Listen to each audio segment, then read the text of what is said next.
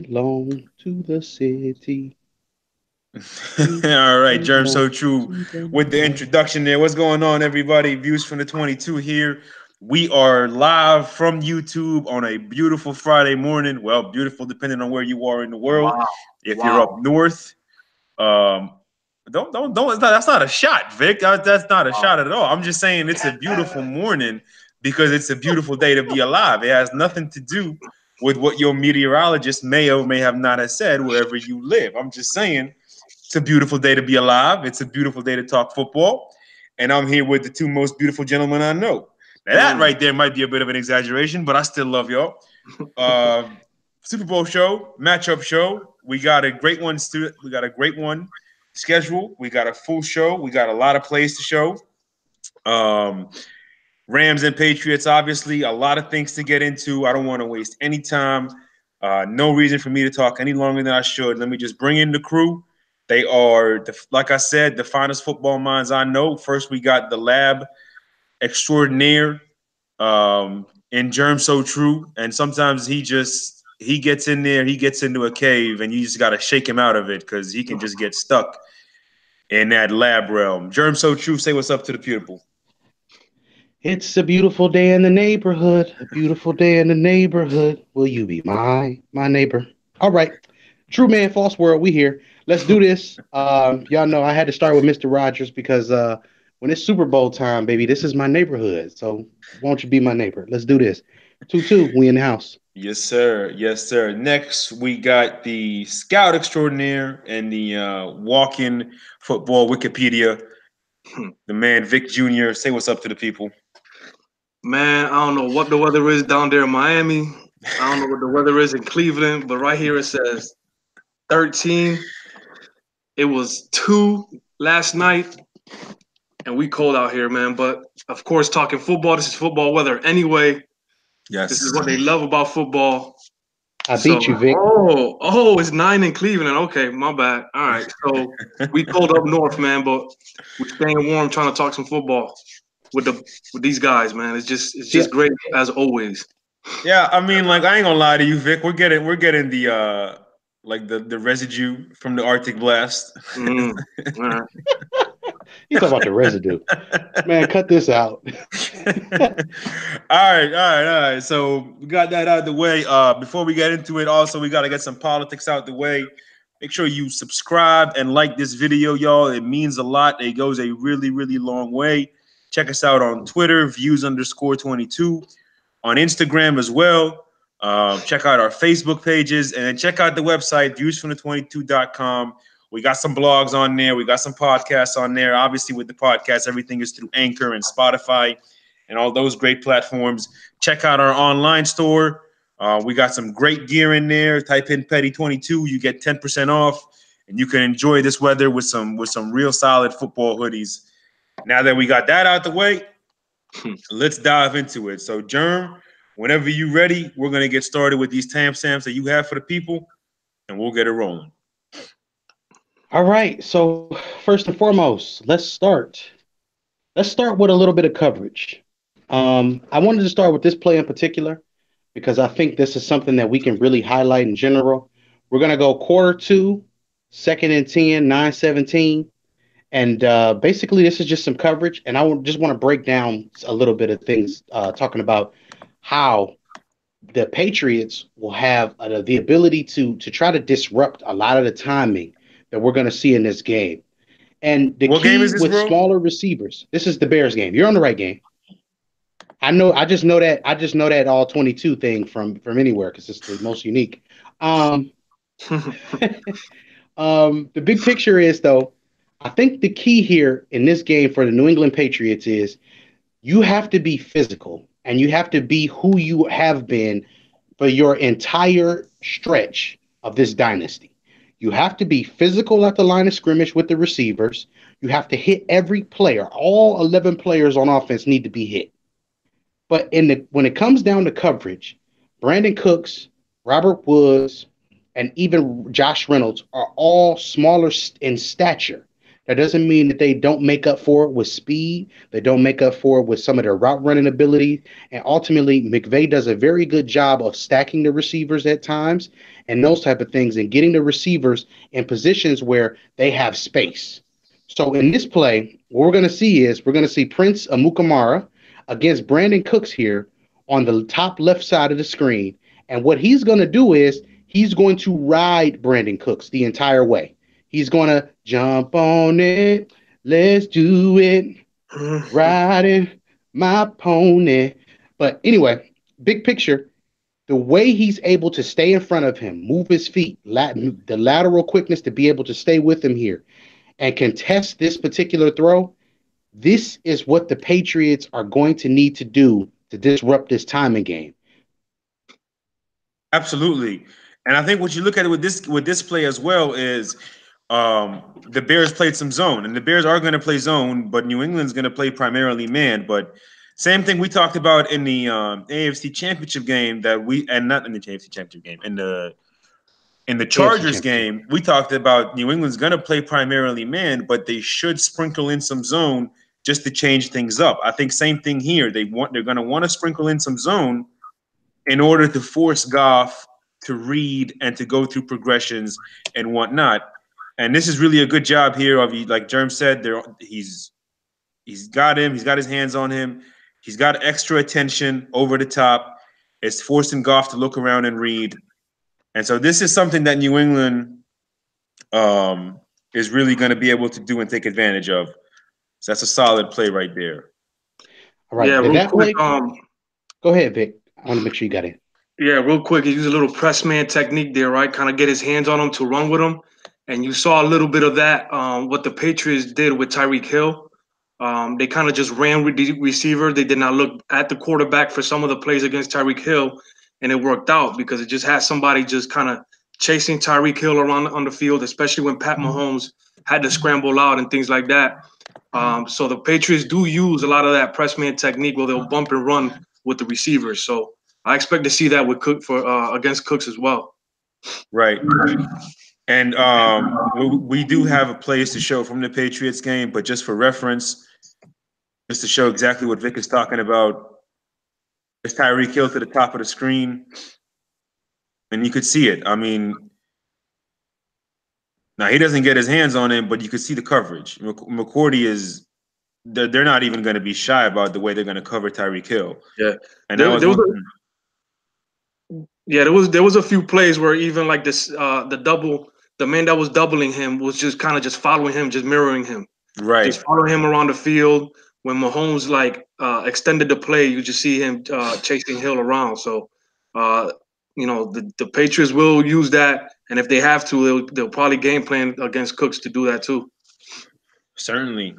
Because if you look at it, Vic, like Cooks and Hill are very similar players. Hill is not probably, in my opinion. I mean, I know Cooks is really fast, but Hill is just faster, just a slight faster, and then Cooks is just slightly a better overall receiver. Yes. But I certainly expect them to. What's funny about this matchup in particular with the Rams is the receivers of the Rams match up very similarly to the secondary of New England, because on the other side you got Wood, and you could certainly compare Woods and Watkins to each other. So it should be an interesting matchup on that end. Next play, Jer. All right. What I want to go to here is because that's pretty much all that really counts for coverage. Get your hands on them. We're going to be able to do some zones and those type of things. But this next play here, we're going to transition to the key matchup for the most part in the entire game. And I'm actually going to highlight the timestamp that I put here. It's quarter 2, 1st and 20, 11-14 in the same Bears game. And what I want to highlight about this play as we transition into the trenches and into the running games in as we transition into the running games in general, is both of these quarterbacks in this game, which we're not going to talk much about the quarterbacks. We're just going to say both of these quarterbacks, you want to get pressure up the middle. And what you're going to notice is in this game, in this particular play especially, you're going to notice the way that they get pressure up front and the way that they attack the A and the B gaps in this particular play. Why this is important? It turns into an interception here for Jared Goff, but most importantly, it disrupts some of the things that they like to do. So what you're going to notice here is you're going to notice that first things first, we get 98 here that comes and he takes his gap. He engages the running back, and we get a triple team here on 98. Once we get that, we get that is I believe that's Hicks right there next to him. Yep. Hicks is next to him here. He gets a one-on-one and he just pushes. He just continues to push forward. This is all to get to the quarterback to put some pressure at his feet. Why is that important? Because this means he can't step into the throw. That's all we need to highlight from this. And as you see, we get the edge guy who gets a one-on-one matchup. And from that point, boom, look at what we did. We just disrupted timing. Okay, good stuff. That's a perfect breakdown. There's no need for any of us to say anything else. All right. Next, let's transition right into the Rams defensive line. Okay. Actually, no, hold on. Let's go to the Rams to the Rams side of the ball. All right, and I want to just talk about. Yeah, we're gonna go to the Rams defensive side. I'm sorry, fellas. Yep. All right, we have. Let's see. This is the NFC Championship game. We got quarter 1, 3rd and 3, 12:31.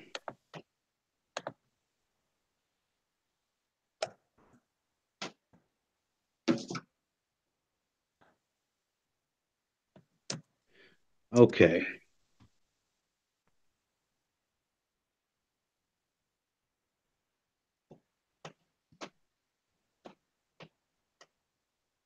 Okay, let's run this back one more time. Let's show something particular. Now, what a team like New England does very well is they use their backs out of the backfield, which it could be Burkhead, it could be James White, of course, the infamous James White, we'll call him, because he's Mr. Third Down for New England in a lot of these situations. But what New England does better than everybody is they're able to get the running back the ball in a situation where he can make a play. Here, as we see with the pick play that they kind of did with the inside move, with the inside route coming across, is what we notice here is Kamara basically runs. This wouldn't be an out and up, Vic. What's the correct terminology? It's a wheel route. Wheel route. Yep. It's okay. Correct terminology it will be a wheel route. They run this wheel route. Oh boy. They run this wheel route to perfection. And Drew Brees makes a beautiful throw. Why is this relevant? Because at the end of the day, New England will be in a situation where they will use this play because they see that the Rams have not been able to cover this play, especially against the Saints. Kamara is not I'm not going to say Kamara is better on third down than James White, but I can argue and say that they're both very, very dangerous players on third down. I'm not going to pick one because they're both very, very good at what they do. But that's the basics of what I want to highlight here, and I want to get you guys in because I don't want to say everything. I want you guys to be in. No, I mean, Vic, anything you want to add to this play? If you want to go ahead first, I got some things to add. I think the one thing for New England is so this play in particular, the Saints ran quite a bit in this game. They ran it a few times actually, and this was probably the best executed one. There was a couple plays where Drew just threw it late or he lobbed it up, including, honestly, even though it went to Tommy Lee Lewis, including that infamous play. And we can show it if it's going to get folks all in their feelings. We can show it. Like, Drew made a bad throw and he made a bad read. But we're just talking about the throw for now. Like, Brady's going to get that ball out way quicker. And Brady's going to put that ball in James White's hands probably before he passes the line of scrimmage. And now that'll just basically be a extended, very long handoff, and that'll get him in space. So this is going to be crucial in this game, like everything Jerm touched on. And I do think the timing is also going to be real important because if Brady gets this ball like this, if they get this matchup and he gets him that ball in stride before he passes that line of scrimmage, it could be a long, long day for whoever is got to be chasing over here. Well, real quick, guys, we got to remember that there's a couple things about this play. So with the EMP system, remember that they do a lot of option routes. So this here's a wheel route. The Patriots like to use a lot of flare routes. So what would happen here is, as you can see, that's a defensive end or an outside linebacker because of the 3-4 that the Rams play, covering the running back. And so if they see a situation where James White will be covered by number 94 or an outside linebacker, and Mark Barron and those guys have a blitz assignment, they will send him out in a flare. But also, if James White see how tight he is to the line of scrimmage, he might turn it into a wheel route. So that's going to be key right there too, because remember the Patriots it's a very complex system, and they got some very smart players that run it, especially James White and Julian Edelman. That's going to be key. So if Mark Barron if they find a situation where like Mark Barron or Littleton is on a blitz assignment, which Littleton just got knocked out there for it, and one of the outside rushers are covering the running back, they're going to feast. But I'd be surprised if Wade Phillips puts himself in a situation where he has an outside linebacker covering a running back instead of one of his two middle linebackers. Well, the only reason I would see them doing it is if they're just going to be praying and hoping that it works, that this disguise works. But that was everything you just said right there is absolutely spot on and accurate. Next play. We're just gonna go right to the next play, y'all. Yes, sir. I'm gonna let you run it real quick first, and then we're gonna break it down a little bit more. So you can see they're an empty here, which is something that New England. The great thing about it, this to touch on something real quick. The great thing about this Super Bowl matchup is the previous opponent for each team is very similar to this week's opponent in certain aspects. And the one thing, so just highlighting this particular matchup, Rams defense versus Saints offense versus Patriots offense, you have a crew of running backs that are specialists that are very good at what they do. You have a Hall of Fame quarterback, and you have an offense as a whole where maybe outside of Michael Thomas and outside of Gronk, it's a lot of subpar-ish talent, but it's sophisticated, and they give you a ton to prepare for. There is a large volume of football on display by both the Saints and the Patriots offense. So while the Saints, this is something you will absolutely see New England do, is be in power one play, then going empty, have James White in motion, and they'll line him up everywhere, have Gronk flexed out. Except that they'll have more options in their routes. And once again, here on this play, this is another option route here. Kamara had a two-way go here, as we see coming from the slot inside here. He could have went out. He could have went in. He went right in. He took the defender in. That's not bad coverage. But these are the type of things that happen in the games against teams like New England and New Orleans, where they give their running backs the ability to make a play a lot of times out of the backfield, considering that they know that the linebackers and the safeties will have a harder time with their backs out of the backfield. So you're going to notice once they motion him in, those short motion plays that we see, the motion where short motion is just a couple of steps inside of another player, things like that. When we see those things, New England is probably the master at that particular thing. Right. Because they are very, very good at creating separation for their receivers immediately just by bringing those short motions. So if this happens with James White, if this happens with Rex Burkhead, it's going to be another issue because the Rams are, and a lot of times in coverage, as we're going to continue to see from these other plays that I have, they are sometimes, and I'm just going to say sometimes and be nice at this particular moment, they are always lost. They are always stressed, and they are always out of position in a lot of these situations. And all you need to do in a situation, I know speed is a killer, but the speed without substance is what makes this really, really interesting. Because the Rams, while they may be fast, they also do not always make the correct play and make the correct reactions to the things that the offense does, and that causes some problems. Mo, I'm gonna Right. pass it. No, absolutely. Vic, anything you want to add to that? I mean, Germ covered it pretty well. Those short motions into a stack formation. Just the thing with the Patriots, man, is that they could just make. Again, we known this for years.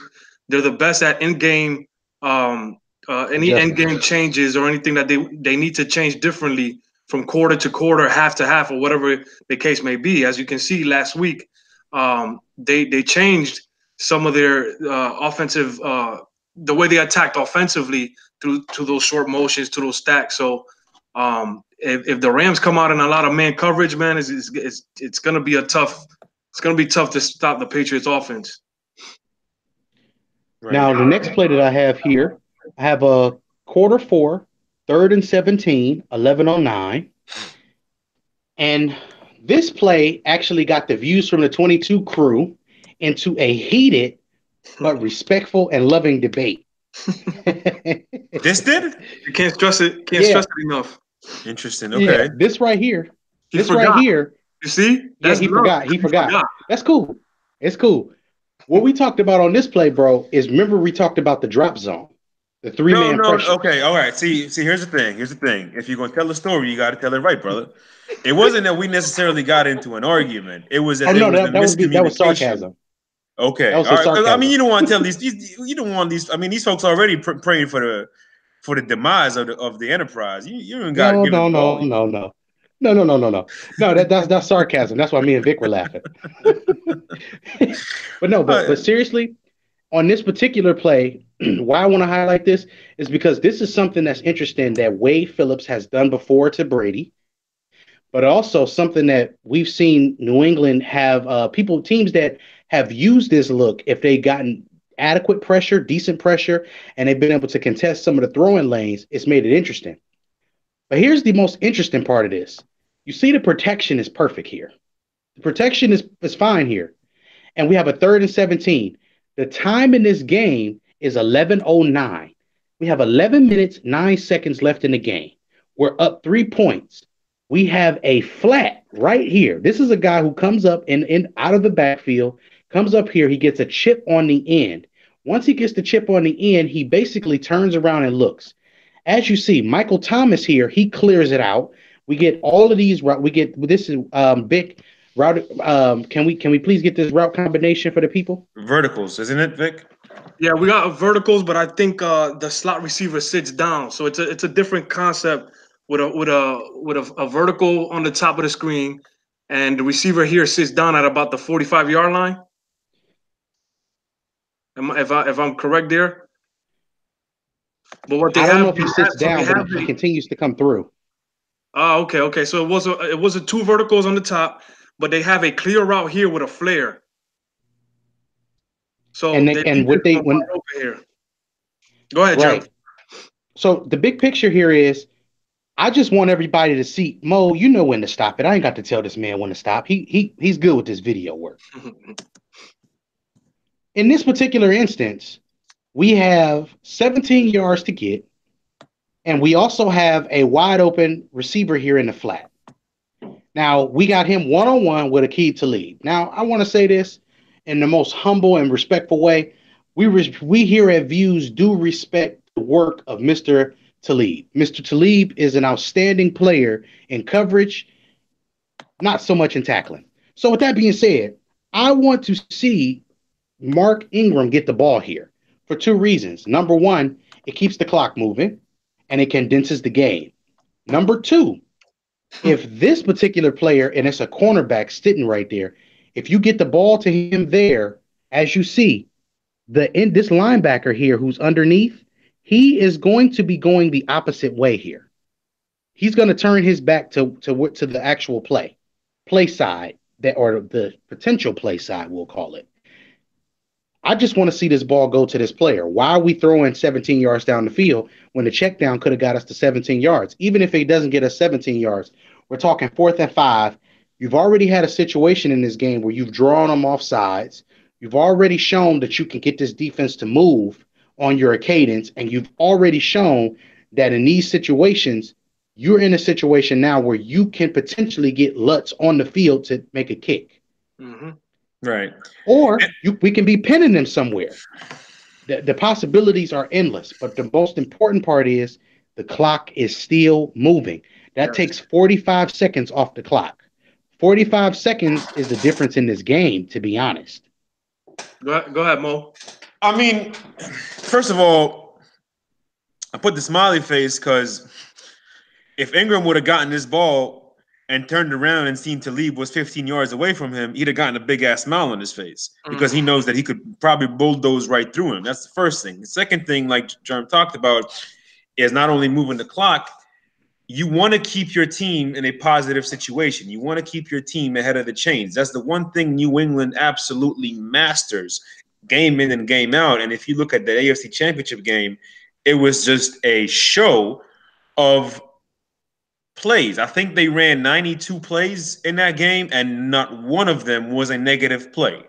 That is the epitome of consistency. That is the epitome of staying ahead of the chains. And when you have a defense that likes to be aggressive, that likes to jump on you, that has a very quick pass rush, anytime you can stay ahead of the chains and you can keep that momentum and you can control that tempo throughout the course of the game, it's going to matter. It's going to make a difference. It's going to start to wear on them. And anytime you can bail them out with something like this, they're going to gain a lot of confidence. So while some people might think we're nitpicking, whatever, that's fine. This is a Super Bowl, baby. There is no such thing as nitpicking because the whole damn game is a nitpick analysis thing. I mean, that's just the way it is. It's the greatest game on earth. For 3 hours, everything matters. And this is something that would have mattered as the game kept moving because we're getting into the home stretch.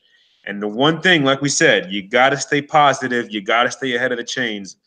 And while there's no guarantee he would have gotten the first down, it would have been a positive play regardless. I don't take at least 50 seconds off the clock. 50 seconds is big. And it doesn't matter, like it doesn't matter. That's something I want to keep stressing to people is like it doesn't matter if it's quarter 1 or quarter 4. It doesn't matter if it's play 1 or play 65. Like every play counts. Every minute, every second that you can take off the clock counts. At this point in the game, the Saints were winning this game. So, everybody knows that we're fans of what Tom Brady's work and things like that. But this shows and I'm a big fan of Drew Brees, but this he had a really bad game in the NFC Championship. And in the offseason, we intend to talk about it more and break it down more. But this was one of his bad decisions. And, there's no excuses for it. He needed to work the clock, like Jerm said, and at least get them a chance to possibly get a first down when you got a running back versus a corner. Talib's job there was to protect from that flare route and protect the first down marker. But I'll take Ingram over Talib any day, especially with a head of steam. So Brady is just not going to miss those type of plays, man. He's just not going to do that. And again, just look at Ingram's reaction, look at his reaction to this at the end. Yes, he actually does react to it too. And that's important. The one thing we always talk about, the one thing amongst ourselves is the human element. This isn't Madden. This is the very real human element to this game. And in the Super Bowl, the human element is magnified and it's on display for the full 60 minutes because that's all it is. We can talk about the X's and O's all day long. We could talk about the matchups and everything, and that's fine. That's what we do, and it all plays itself out on Sunday when you watch the game. But at the end of the day, there's a real human element, and there's a real can you execute the simple stuff, and can you make the plays? And like Vic said, Drew just didn't. And that right there, man, that's a depressing play for the player. Right. Because he felt like he could make a play. You know what I mean? Right. And people don't understand the mental aspect of this game, man. That's the thing. Everybody it's about the surface. It's about how pretty a player looks doing something. That right there is something that saps the energy from him. And it just causes a little bit of negative energy. And you never know if that did not just help them or help him perform better the next play because he was depressed about something. You know what I mean? Like, it's just little things like that. It's a very detailed sport, man, and people got to understand that. Of course. All right. Speaking of detailed sports, being a detailed sport, we're gonna run through this play. We're not gonna spend too much time on it. This is the infamous play, the 3rd and 10. Pass me the mic when you ready. So I picked this up on the first try. I thought we were saving this. But let's go. Okay, so roll the footage. So when this play happened, hold on, Mo. Can we show the other play first? Which other play? The Joyner play. Oh yeah, sure, absolutely. Let's show that play. That play is important too. We don't have to spend too much time on that play. No, I got you. Go ahead. But I want to highlight this because this is really important. We got the 2nd and 12, 209. I got it. So as you see, here at Views from the 22, we like to try to give the specifics of what the players' responsibilities are, position by position. We also like to give credit where it's due. In this situation, we have LaMarcus Joyner and we have Mr. Ted Ginn Jr. from here in Cleveland, Ohio. Big picture here is the receiver in this particular instance should have never had an opportunity to catch this ball. I'm going to explain why. First of all, the depth that the safety gets on this play, the depth is fine. I think we all agreed when we watched this for the first time through together, we said that the depth was fine. But the problem in this situation is when this ball is thrown, here's the issue. Drew Brees also does not get very much. It's not a very accurate throw, number one. The second and the most important part of this is that Joyner doesn't even make a accurate or adequate play on the ball. He basically sets his feet and goes up to catch the ball as if he doesn't want to make a play on the ball. It basically is in so many words, it's a half-hearted effort in order for him to make a play on this ball. And then it turns into a big completion when it could have been an interception that actually completely changes the game. Right. And I mean, like, why stop there? Go ahead. Right. He played it as if like there was no receiver. Like he just did not have a feel for where the receiver was in the play. It just seemed like he was catching it on his own, like if it was his own pass. And everything was going. Terminology. Go ahead. I'm sorry, bro. No, you good. Everything was going real good until this point right here. Yep. Like he had played that ball he had played this play pretty well until right here. This is where it all went wrong. The coverage overall was well, Mo, because as you pointed out, it's a floods concept. So you got an underneath route, you got a route in the middle of the field that they're both out routes, and then you got one going up the field. So they covered it pretty well for the most part. And he just didn't execute the play, man. You gotta execute at the end. So we're talking about three guys, same side of the field, different levels of the field, flood route. Mm-hmm. But yeah, and at the very end, you could just see at the very, very end how he has to adjust, and that gets him even. Oh man, this is proper football technology is they tell receivers and they tell DBs. Excuse me, sir. I apologize. I do apologize for not being able to speak this morning. The proper football terminology here is attacking the ball at the highest point. High point the football here. Attack it at its highest point. The highest point simply means in this situation, this guy should be attacking the ball. Because at the end of the day, I would have even been okay had he stepped more into Ted Ginn to try to disrupt the pass. I would have been okay with that because at least you're showing that you want to play the ball. Here, you just look like you just hoping that Ted Ginn drops the ball. No, like I said, he just didn't have a feel for where he was at because he would have just took a better angle to the ball and at least swat it down. My goodness. Yeah. Okay. So that was a very, very, very solid breakdown, fellas. Now let's hurt some feelings. All right. It's the infamous mob, MOBB. Oh, sorry. So when this play happened, again, if you haven't joined the Facebook group, Join the Facebook group, Houston 22.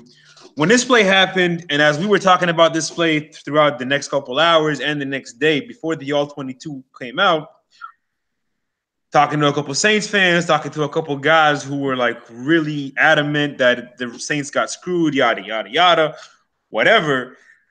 The one thing I was trying to think, the 2 points I was trying to bring home to them was, one, the only time you want to call on Tommy Lee when the situation is hot is when it's volcano time. That's an old 90s reference, kind of showing our age, but hey, we're still young. Secondly, the first thing I said when that play happened was, oh, Kamara was open on the opposite side. Okay, left it there. Hadn't talked to Vic much, hadn't talked to Jerm much. Everybody was doing their own thing. The All-22 came out. Shout out to these two gentlemen. They jumped on it right away.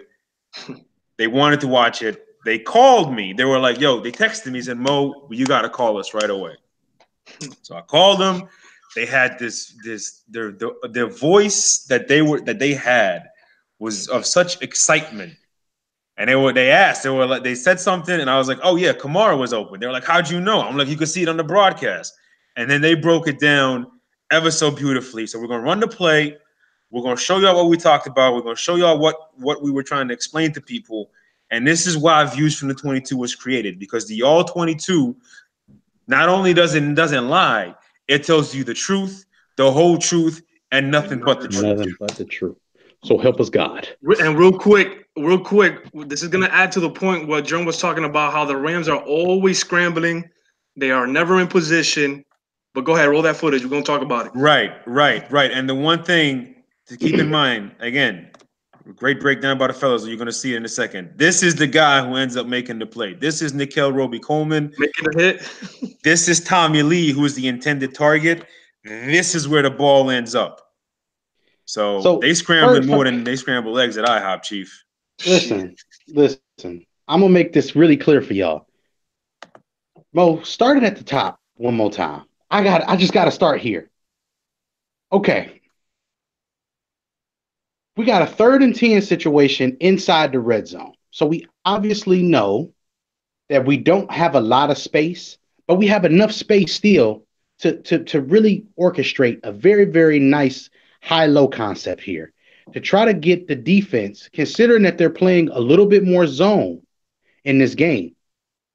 We have an opportunity to see exactly what Drew Brees seen from the All-22.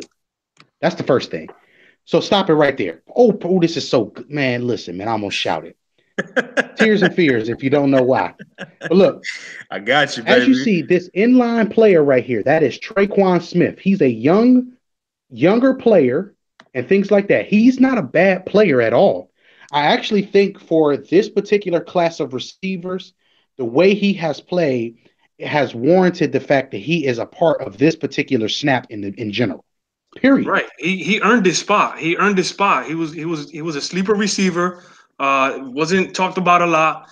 And it's clear that he played well for the Saints because he was their 3rd, 4th receiver at times? Absolutely.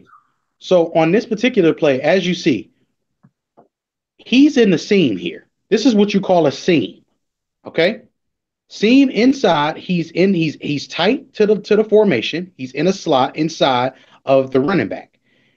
When Nickell Robey-Coleman shifts and comes to his left, this is to his left of the formation. What you're going to notice is it leaves a big vacancy in the middle of the field right there, in that entire scene. The safety doesn't make a move to go anywhere. He stays right in between the hash marks here. So as soon as that happens, Drew Brees has to see this. And Drew Brees looks at this, everybody. He looked at it and then came back to Higgins. Now, I know some people are going to try to defend Drew Brees. And they're going to say, oh, well, Drew, he was looking the safety off. What the hell was he looking the safety off for? The safety wasn't paying it no attention. Real quick, let me stop you there real quick, Jerm. Go ahead. First and foremost, this is a smash wolf concept, right? So you got the you got the outside receiver in Kamara. He's gonna run an underneath route. In this case, he runs a what we call a zig route. He's gonna fake like a slant, which he is here. You see, he's facing the inside of the field, and he's gonna break outside. the receiver that German's talking about here, Lewis, if you look at his helmet right now, Smith. I'm sorry, Smith. If you look at his helmet, he's not running a seam route. His responsibility was a corner route, but he saw the coverage. Okay, we're talking about a rookie receiver who saw the coverage and saw that the field was open right where he was running, and he's gonna sit down on this route. So it wasn't a design seam route, because by this time he would have been looking at the quarterback waiting for the ball. It was a corner route, and he actually sits down at about the A when we finish rolling this footage at a perfect spot where Brees could have hit him for a touchdown. Right. So what I want our viewers to focus on right now is this part of the field. We will get to this part. Let's just keep focusing on this part and where the ball should have went. And the guys just broke it down beautifully. The last thing I'm going to touch on, we talked about this a lot. We got receipts. We have seen Drew Brees when they run corner routes. We have seen him time and time again look at this route and not throw it. I don't know if it's an age thing where he just doesn't trust his arm anymore to get it there. But in the words of the great Tony Romo, it doesn't catch up to you until it catches up to you.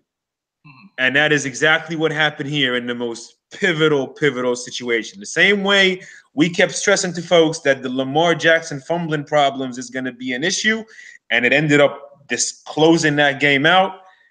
Same thing here. And so just keep in mind the concepts that Vic talked about, everything Germ talked about, you're going to see it transpire here. We're going to run it back now.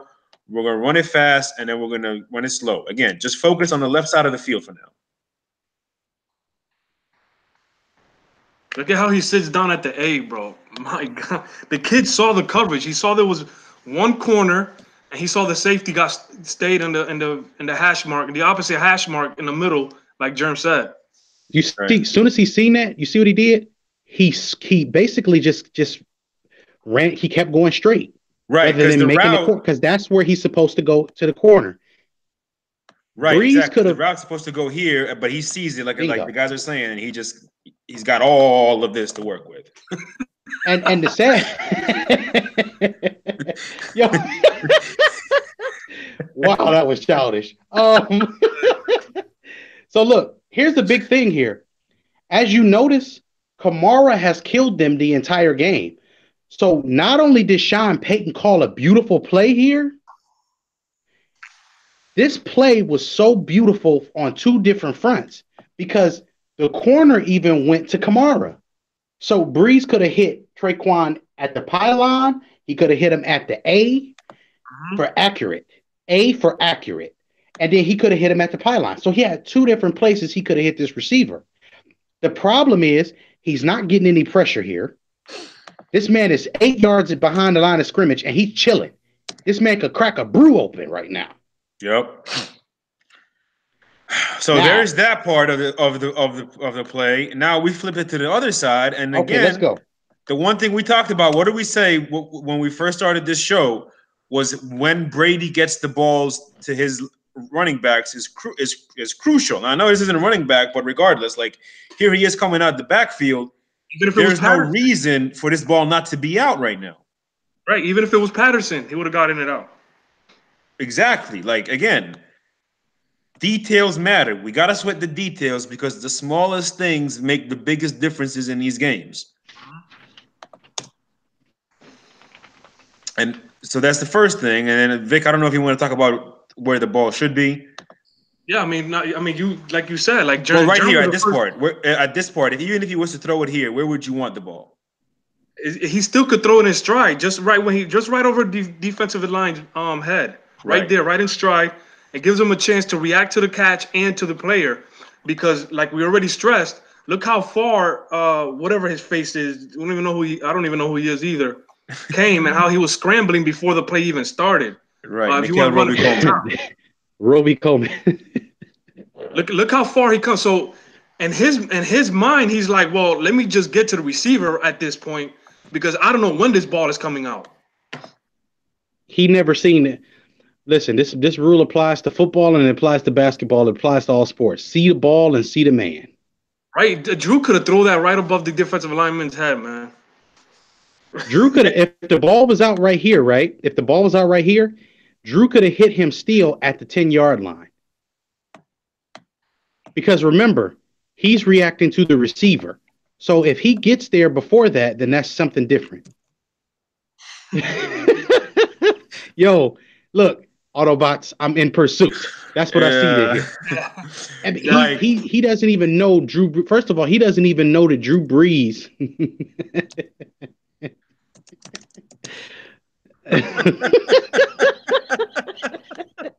Yo, that's the truth. Yeah, and that's like, how do you not? How if you're Drew, how do you not read the fact that the kid was scrambling before the snap?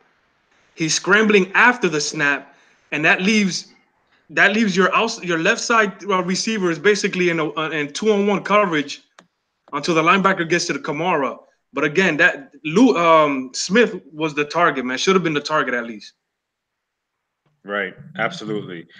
Now, bro, I want to show one more thing on this play. To watch this play again, man. God, man. Go ahead. And there's a lot to it. Like we're this is 10 minutes on one play, and this is sometimes how it goes. Like we've done more than that. But so the last thing we're going to touch on this particular play, I hate to bring this up, but Drew Brees' height really affected this throw as well.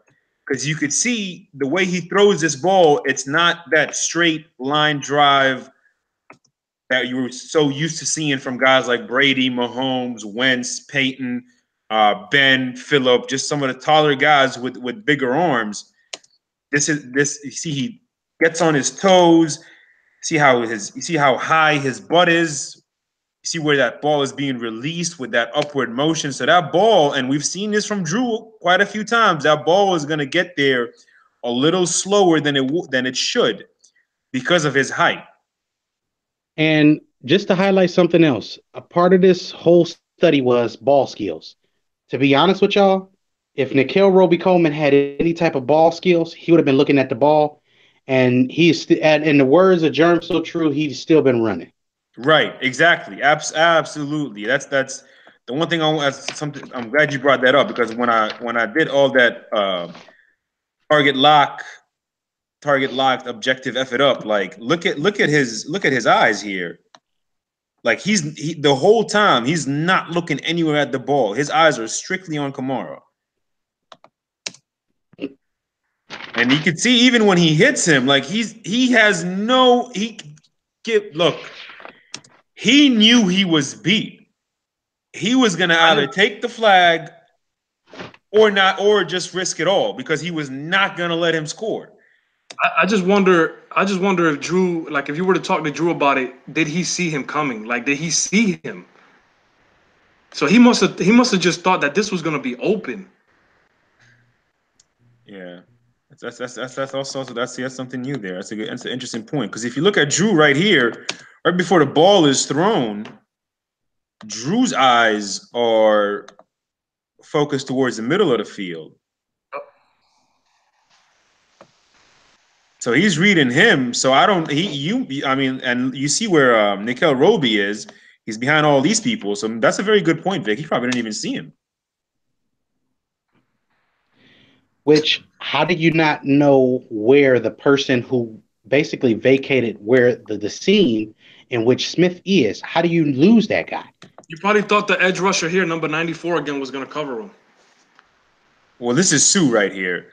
And this is a beautiful transition. So the one thing we showed when we did a couple of the Patriots games, matchup shows, we showed a lot about what New England does well and what other teams do bad and how they should play this and how they should play that. This right here is crucial. And this right here is going to be a big part of the game plan. And I guarantee you we're going to see this at least once. Ladies and gentlemen, I don't know if you can see this or not. This is not a defensive end. This is not a safety. This is not a linebacker. This is the biggest man I've ever seen in my entire life. And I just want you to keep an eye on what he does here. This is the most important play of the game because this is overtime. That's another thing, Saints fans, if you're watching, you're probably not because you're probably still sick. Get over it. Life happens. Life moves on. This is another thing that's crucial. The Saints got the ball back. The Saints got the ball first. in overtime. So that whatever you want to complain about for that call, you still had a chance to win this game and you didn't. And again, I just want you to keep an eye on Ndamukong Suh and what he does in this play.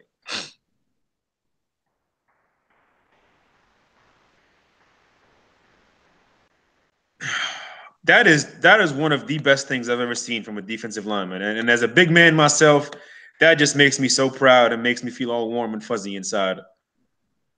Because for a big man to be able to interrupt the timing of this extraordinarily talented running back and interrupt the route and interrupt the timing of the route, this is crucial. Like, this is such an important part of what could transpire in this game on Sunday. Right. So do you expect to see some similar things on Sunday? I do. I do expect them to do this. Maybe not often, because with Brady, you can't show him the same thing too often because he's going to figure it out. And and you know what's funny is he even talked about it this week in one of his media sessions. They asked him how do you remain so calm under pressure, and he said at that point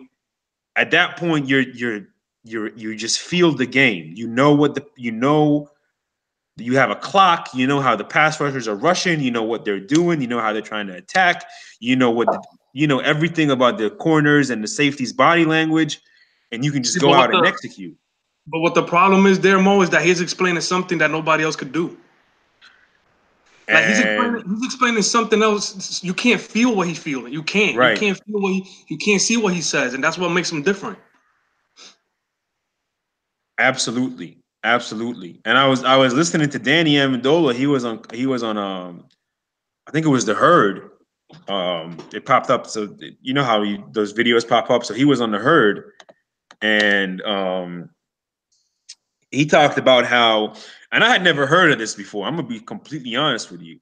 He talked about how Brady has post-snap adjustments, and he kind of touched on it a little bit. It looked like he didn't want to go into it too much, but he talked about how even after the play is getting ready to be snapped, how he will still communicate something somehow, some way through his receivers on what to do. So, I mean, the dude is who he is for a reason, and he's playing in his 9th Super Bowl for a reason. I don't care what system you're in. That's not a coincidence, but bro, I'm sorry, man. I don't even want to cut you off, man, but I just gotta say it.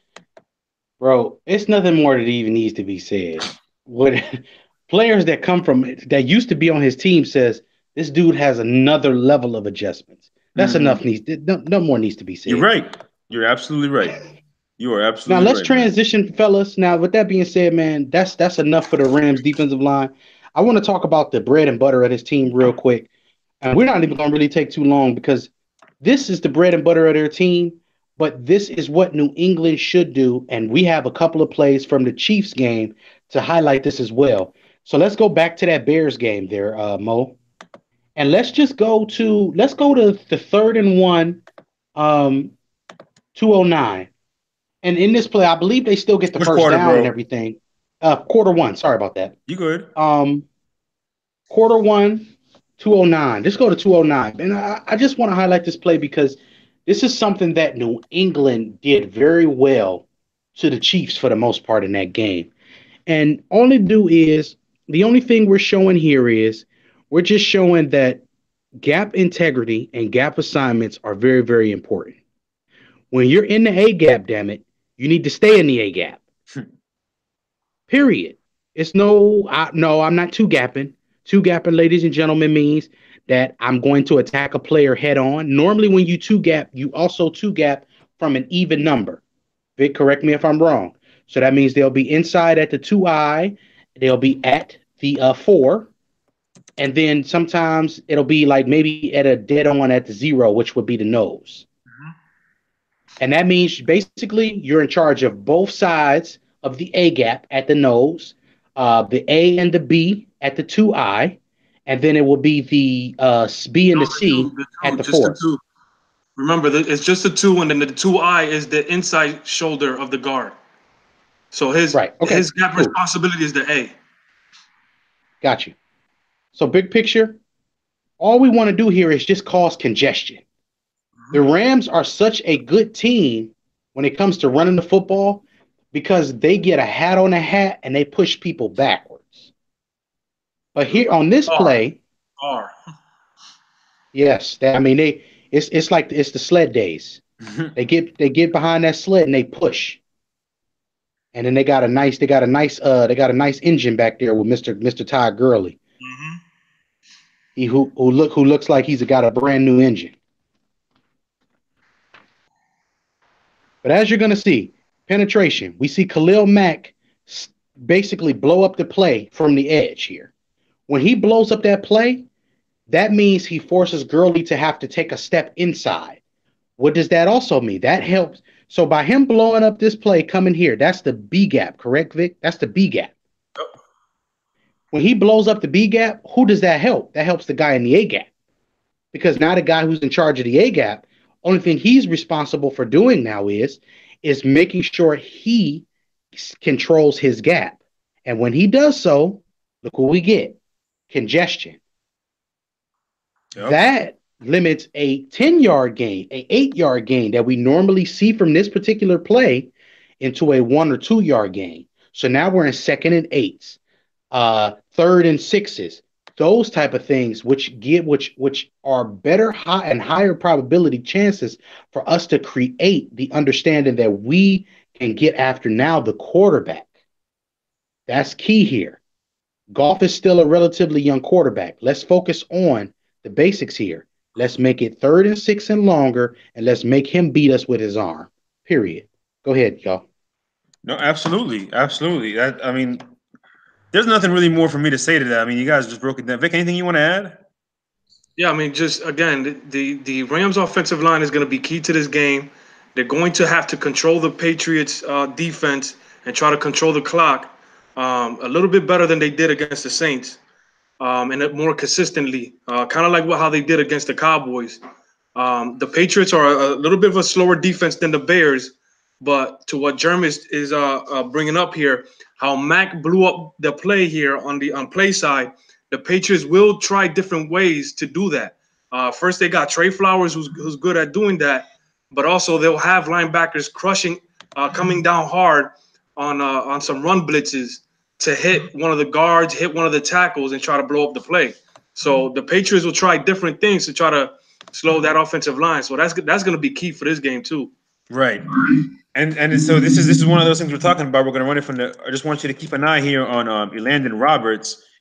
This is the one thing New England is very good at. There's one thing they do very well, and that is they're just going to run blitz you, and they're going to run blitz you kamikaze style, basically. And they're just going to crash. They're going to tell him to choose a gap, and he's just going to crash into it. Yep, perfectly. And it's going to be huge because with all the zones, with all the zone concepts, the zone run concepts that the Rams run, it's really like everything Jerm talked about, everything Vic talked about. Create clutter, create traffic, and just make it a mess. Number 52, right? Yep. So he just crashes. Yep, exactly. Hit one of those linemen in the gut, man. They hate that. Yes, we do. I don't appreciate you saying that, Vic, but I understand it. Especially coming from a former wide receiver, which wasn't a fan of wide receivers. To me, wide receivers, as a lineman, wide receivers are like basketball players to us. Like we just, no matter how wonderful of personality you are, there's always some resentment from how high you could jump. Hey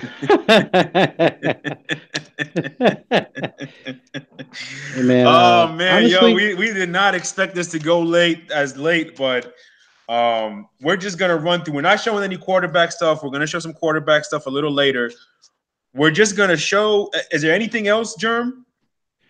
no. Since you brought the Chiefs and the Patriots play up, I think that'll be perfectly fine. If you want, we can pretty much do a little bit more analysis now, just kind of in a nutshell about what our predictions are for some of the matchups, and not really predictions, but what the key parts of the matchups, players we can look at real quick. If y'all want to do that real quick, we can wrap it up here in the next 10 minutes or so. Well, let's get into the offensive line plays real quick, so we can kind of see how they're gonna attack the Rams and things like that.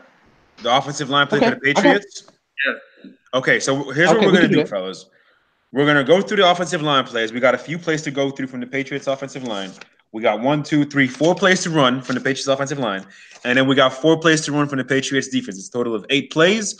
We're gonna go through this pretty fast and get folks out of here. We don't want folks waiting too long, watching too long. We don't want to lose anybody's attention. So if you're still with us, we appreciate y'all. Just bear with us a couple more minutes. We're gonna run through these real quick, and then we're gonna get y'all out of here. So let's start with the first play. It is first quarter, 5:34, and Vic, I'm gonna let you take it away when I can find it. No, the first play of the game. First play of the game. Oh, it's the first play of the game, isn't it? Yeah, it's the first play of the game. You're right. 11-yard gain, Sony. So we didn't get to show much of the Rams defensive line and things like that, but pretty much they can be moved, and that's one weakness, one big weakness by this defensive line. As good as Sue, as good as Donald is, you can move them off the line, and so we're gonna see here some nice deuce blocks here, especially from the center Andrews, the guard Mason. He's gonna kind of hit the nose tackle. Kind of get him off balance, and he's going to go on to the second level. And then Sony, man, just does a good job being patient, and finding his holes and things like that.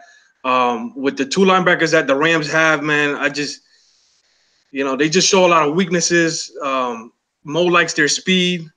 I like their speed as well, but they're not very strong. They're not very physical. So you can go ahead and roll that footage. I don't like him at all, just so y'all know.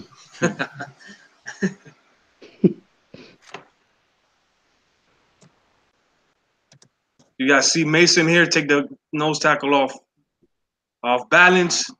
You got your fullback making a play on a linebacker, making a block. And then you got the running lane for Sony. It's a beautifully executed inside zone with a fullback. Yes. And as we've been talking about this guy all playoffs, man, he is the key. Well, these 2 guys in particular, they are the most important to their run game, and that's Shaq Mason and James Devlin. They are the catalyst to their run game, followed by Rob Gronkowski. Now remember, the Rams are going to play this a little bit different. They're going to have a 2-eye, so the guard will be the defensive tackle will be lined up to the inside of the guard here.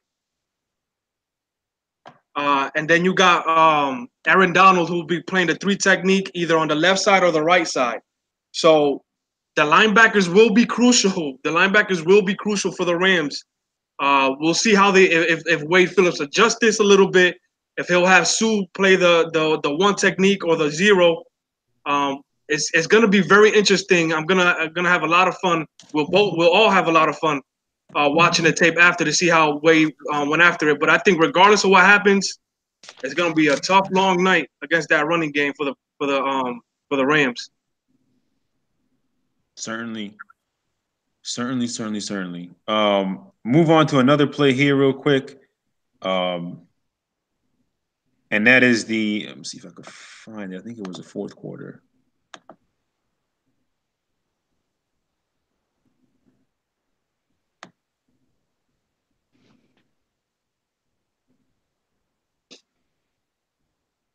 Shout out to Marcus, man. I think he's the only viewer here today. Is he? Shout out to you, Blackstock. Appreciate you being here, baby.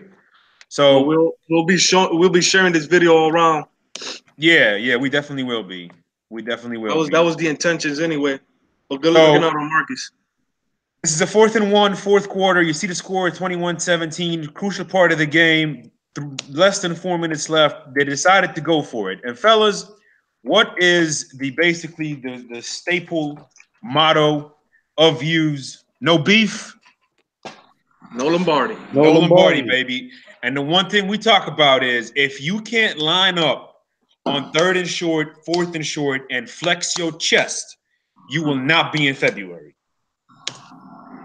So this right here was in my opinion, this is one of those season-defining plays for New England, literally. Because it's 4th and 1, AFC Championship, less than 4 minutes to go. You're down by 4, so you need a touchdown. And they do this. We're going to run it fast, and then we're going to run it slow from the end zone angle. Yo, man, but shout out real quick to my number one running back, man, because at one point he was taken out of the game, and what I felt like more of a trust in Burkhead, more trust in James White. Mo brought up a good point, saying that he's just used mostly for running plays. So the Patriots wanted to make sure the Chiefs did not know if it was going to be a run play or a pass play. But shout out to him for them using him in this crucial moment and him just executing. Right. So just to add to that, what I'm glad you brought that up, Vic. So with Sony Michel on the field, and these aren't like official numbers. This is just from what I see on film. With Sony Michel on the field, it's about 70% run, 30% pass. With James White on the field, it's about 70% pass, 30% run. With Rex Burkhead on the field, it's 50-50. Mm-hmm. Good point. But again, this is definitely a play where they're going to run it. You can see how the offensive lineman in the interior right there. And again, who we talk about is James Deflin leading the way. Marcus Cannon makes a really good block here, just getting in the way. Bro, look at that! Look at that seal block by Mason. My goodness, and that's the thing. Like it was a well executed play by the Patriots according to the defensive line assignments, and you could see that Brady made some adjustments there. So you see there was guys immediately over the A gaps when we get back to the end zone view, and you see guys immediately over the two. Right, so head to head with the guards, and you see Brady's making adjustments to this. So they were either gonna run it straight up the middle or run an outside off tackle play. Can you call this? Yes. Mm-hmm. So I mean, perfectly executed, because you'll see Mason, as Mo was pointing out here, he's gonna execute oh my God, I just lost it. I just said it a few seconds ago. Seal block. He's going to execute a seal block in which he'll turn his hips towards the lineman and execute and have a nice lane for the running back to run through. So remember that, folks. Turn his hips towards the lineman. So excuse me. The one thing with New England's offense is there's a lot of responsibilities on this guy. There's a ton of responsibilities on this guy. My goodness. And whether it be run or pass, it's all up to him. And like Vic pointed out, he sees it. He changes it. He motions Gronk, and he runs it really the only place it could go. Talk about it, preach about it. Amen, baby. Look at that seal block. Right there by Shaq Mason. I mean, again, you already lost. Right, exactly. And here's something else too that we want to highlight from this too as well. This is one of those plays as well where the pursuit angle could have been a little bit better by the backside guy here. That's fair. At least be able to make a play on this. And this is something that the Rams struggle with as well. Let me make sure I say that. Yes. The Rams, the linebackers do a lot of things where they run into each other. And bro, I don't care what people say. But at the end of the day, man, this is what separates good football teams in situations like this from bad football teams in situations like this. The Chiefs did a good job up front with the front three, but the linebackers didn't maintain their responsibilities to at least make it into a 1, 2, 3 yard gain and make them have to score a touchdown on another play. So, like I said, man, I mean, Devlin. I mean, of course, we got Gronk here on Houston, which most people don't do that. But when you trust your tight end and your fullback to be able to block, arguably their two best players. Yes, absolutely. I mean, you can't ask more than that, right? WWJD. Right. Like, you can't ask more for that. And no offense to Cannon, like Cannon's a good player. There's no reason why one player from one knee should be able to block 3 people on one play. And the sad part is Cannon actually did the worst job on this play. Or the best, depending on how you look at it. You can expect the biggest guys on the field to always be on balance.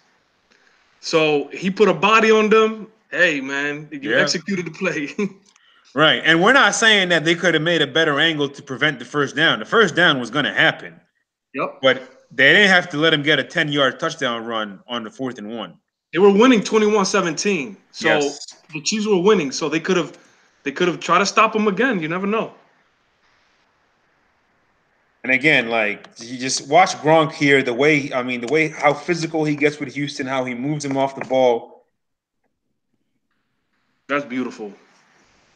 Yo, and I'm pretty sure on film study the next day or the 2 days after, they circled Cannon a bunch of times and probably made fun of him in the film, but said, man, thank you for making these blocks on your knees, bro. Bro, 3 people on one play. Well, with the Rams, it may be 4. Anyway, Yeah. That's a very good point. What just happened there? I don't know. All right, let's go because I got to get to work soon. Okay, so you got to get to work. Let's just show the last play. We Here at haven't done Views, we do anything not on the show Patriots plays that defense, involve but the kicker. I'll just do that a little later. I'll do that separately. Let's just show What this Germ play. I said, Talk here shit. at Views, we do not show plays with the kicker. Hey, be fair to all the players, man. Hey man, kickers are people too. And just so you Yeah. know, Germ, before I let you, I'm not gonna let you disrespect the kickers, as I was the backup punter for our team. Oh, so A little we views had insight right Luda there that we didn't know Groza. about. We had Mo the Toe Schefter. Mo to toe. I like that one. We're gonna use that one. But no, I was the backup kicker for the high school squad. Not saying that's a good thing that I was our backup kicker. That just Yeah, real means you quick, didn't have any. pause that. Got you. So as you see here, we got some motions here, and what's that doing? You see how the linebackers are switching positions, and a lot of times you don't see this happening. A lot of times you do see this happening, but what they're trying to do is trying to get the strong side linebacker versus the weak side linebacker to get the best matchups that they get. The strong side linebacker is always going to be lined up where the most people are. In this case, the Patriots have it balanced out though. Mm-hmm. So why the Chiefs were scrambling here with their linebackers, I have no idea. But the most important thing is highlighting. Yo, there you go. You're right, Mo. There you go. You got me. So you got Hitchens, who's the strong side linebacker, who his responsibility is to always be on the side with the most players, especially the tight ends. So you got him swapping there because you got the 2 tight ends here on the left side of the offensive formation. So that's a good highlight by Mo. But the key here, you see, you're learning, and I like it. The key here is, as you can see, man, Trent Brown, who we pointed out a few times, was not having a great start to the season. But you see the size difference alone, man. Look at that. All the linemen, all the tight ends on the line of scrimmage. But look how big this guy is. I mean, his ass, no homo, pause, is like 5 yards in the backfield. And he's gonna make a key down block here on 74, man. That's just gonna spring this winning play open. So you highlight the ass, huh? Hey man, we sweat the details. What an ass. Hey, listen, we sweat the details. We sweat the details. My job as a strength and conditioning coach is to, is to look at the body, man. I see bodies all the time. So yes, sir. And we will look at every crack. Oh boy. Oh boy. This guy, man, pretty quick. Ladies and gentlemen, I'm going to step away for a quick second to regroup. There you see what he's talking about, though, Vic. You see that block he gets on number 74. And then we talked about it, James Devlin. You see the way he comes in. We talked about how Anthony Hitchens on the wrong side of the formation. You see why that plays a big deal. We talked about Gronk, how pivotal he is to the run game. You see him here. And it's just enough for the longest yard. The sad, harsh reality here is what the hell was 20 doing?